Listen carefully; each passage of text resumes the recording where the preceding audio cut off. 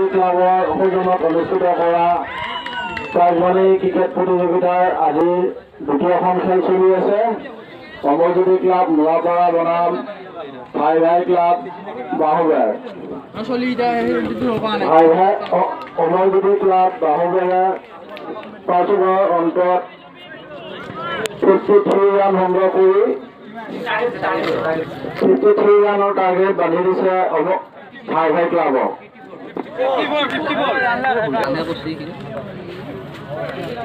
আৰু ইয়াৰ পিছৰ খেলখন অনুষ্ঠিত হ'ব ৰাইজিং ক্লাব বনাম BP11।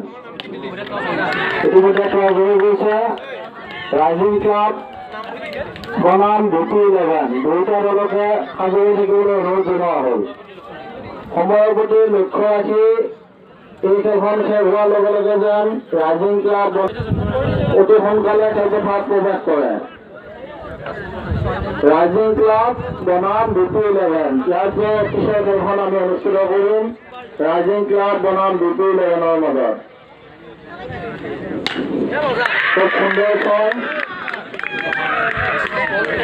অমৰজ্যোতি ক্লাবৰ বেটছমেনৰ দ্বাৰা খুব সুন্দৰ ছয় দেখিবলৈ পাইছোঁ আমি।